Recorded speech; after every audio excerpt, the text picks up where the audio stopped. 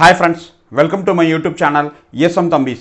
இன்றைக்கி நம்ம எதை பற்றின பார்க்க இருக்கோன்னா இப்போ 2 நாளைக்கு முன்னாடி அதாவது 31st January 2025 டெல்லி ஏஎஃப்டி அதாவது 1ஆம் நம்பர் கோர்ட் ஆர்மி ட்ரிபுனல் அப்படின்னு சொல்லுவாங்க. அந்த கோர்ட்டில் நம்மளோட ஓஆர்ஓபி கேஸ் நடந்துக்கிட்டு இருந்துச்சு. அந்த கேஸை பற்றி ஒரு ஜட்ஜ்மெண்ட் வெளியே வந்திருக்கு. அந்த ஜட்ஜ்மெண்ட்டில் குறிப்பாக பிஎம்ஆரை பற்றி அவங்க முக்கியமான ஒரு டிசிஷன் கொடுத்துருக்காங்க, பாசிட்டிவானது.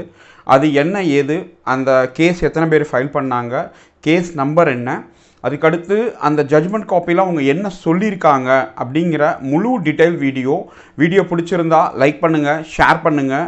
முடிஞ்ச அளவுக்கு ப்ரீமெச்சூர் வந்த முன்னாள் இராணுவ வீரர்கள் எல்லாருக்கும் இந்த வீடியோவை பகிருங்க, அவங்களும் இதை பற்றி தெரிஞ்சுக்கட்டும். ஃப்ரெண்ட்ஸ், உங்கள் எல்லாருக்குமே தெரிஞ்ச விஷயந்தான். கவர்மெண்ட் வந்து ஓஆர்ஓபி அப்படின்னு சொல்லுவாங்க, 1 rank 1 pension அப்படிங்கிறது. அதாவது 1960 பென்ஷன் வந்தவங்க, 70 வந்தவங்க, 80 வந்தவங்க, 2000 வந்தவங்க, 2020 வந்தவங்க, இவங்க எல்லாத்தையும் ஒரே பென்ஷன் வாங்குற மாதிரி ஒரு ஸ்கேலில் வந்து உட்கார வைக்கணும் அப்படின்னு சொல்லி ரொம்ப நாளாக கவர்மெண்ட்டுக்கிட்ட பரிசீலனையாக இருந்து அதை வந்து ஓஆர்ஓபியை இம்ப்ளிமெண்ட் பண்ணாங்க. எப்போ பண்ணாங்கன்னா 1/7/2014 கிடைக்கும் அப்படின்னு சொல்லி இம்ப்ளிமெண்ட் பண்ணாங்க.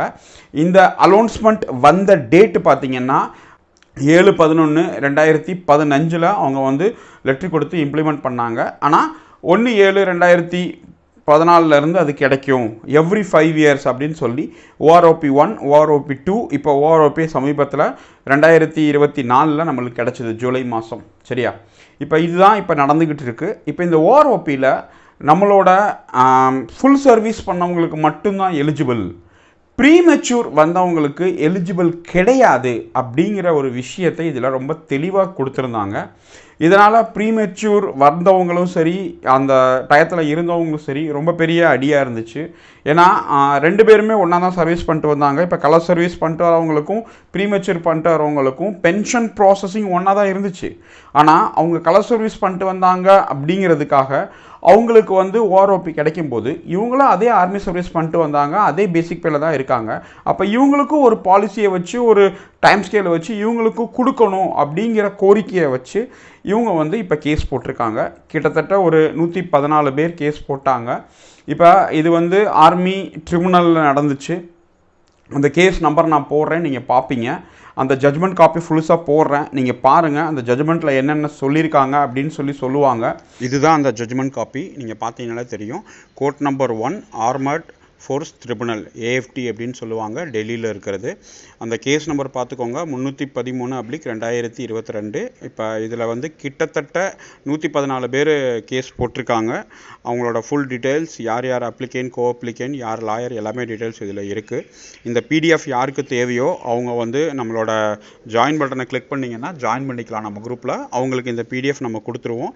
நம்ம சேனலில் வாட்ஸ்அப் குரூப்லேயும் எல்லாத்துலேயும் இருக்குது.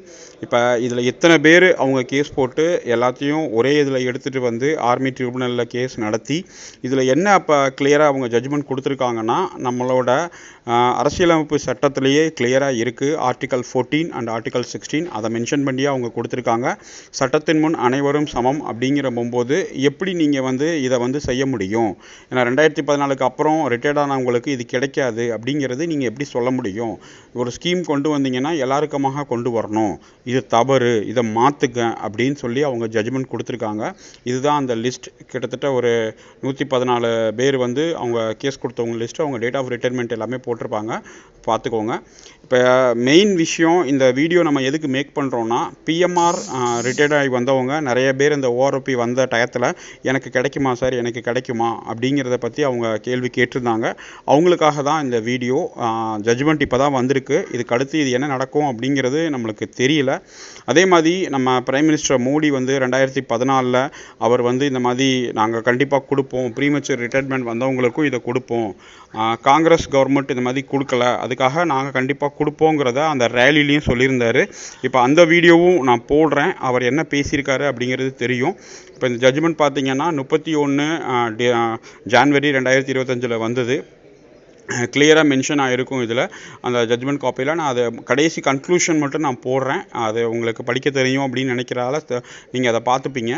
சரியா? அதில் மெயின் மேட்ரு என்னென்னா பிஎம்ஆருக்கு கண்டிப்பாக கொடுக்கணும், அதோட அரியர் அமௌண்ட்டும் சேர்த்து கொடுக்கணும் அப்படிங்கிறத சொல்லியிருக்காங்க.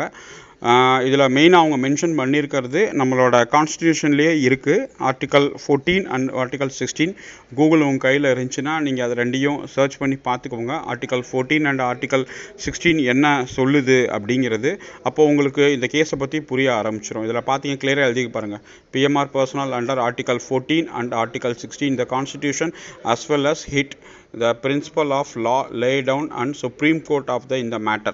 அதில் அவங்க கிளியராகவே மென்ஷன் பண்ணியிருக்காங்க. அதனால் நம்மளுக்கு மொதல் ஸ்டெப் நம்மளுக்கு பாசிட்டிவாக வந்திருக்கு. ப்ரீமெச்சூர் ரிட்டைர்மெண்ட்டுக்கு வந்து ஓஆர்ஓபி கிடைக்கணும், அதோட பெனிஃபிட்ஸ் அரியர் எல்லாமே கிடைக்கணும் அப்படின்னு சொல்லி வந்திருக்கு. இப்போ இதை எதிர்த்து அரசாங்கம் என்ன பண்ண போகுதுன்னு பாருங்கள். இப்போ जो 15 साल 17 साल नौकरी छोड़ के गए उनको ओआरओपी नहीं मिलेगा। मेरे जवान भाइयों बहनों, चाहे वो हवालदार हो, सिपाही हो, नायक हो, अरे आप ही तो देश की रक्षा करते हो। अगर ये ओआरओपी सबसे पहले मिलेगा तो आपको मिलेगा। ये बीआरएस के नाम से आपको भ्रमित करने का जो प्रयास कर रहे हैं वो गलत कर रहे हैं। ये सरकार जिन लोगों ने युद्ध में सेना में काम करते करते अपना शरीर गंवाया है, कोई अंग गंवाया है, ऐसे भी सेना के जवान जिनको मजबूरन सेना छोड़नी पड़ती है, शरीर की देश के लिए शरीर का एक एक अंग बलि चढ़ा दिया है, उसको सेना छोड़नी पड़ती है। क्या वो ओआरओपी से वंचित हो जाएंगे? सेना को प्यार करने वाला प्रधानमंत्री ऐसा कभी सोच भी नहीं सकता है। मेरे भाइयों बहनों, ऐसे सबको ओआरओपी मिलेगा। और इसलिए 80-90% ये जो 8,000-10,000 करोड़ का खर्च है ना, उसका सबसे ज्यादा धन ये 15-17 साल की उम्र में जो सेना छोड़ के घर आते हैं उन जवानों में जाने वाला। இப்போ நீங்கள் பார்த்துருப்பீங்க அந்த ஜட்ஜ்மெண்ட்டு.